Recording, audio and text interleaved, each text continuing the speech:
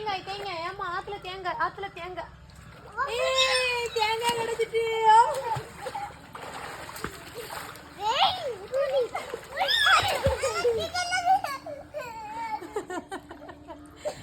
ஆத்துல இருந்து ஒரு தேங்காய் கிடைச்சிருக்கு. மக்கள் கொண்டு காட்டு.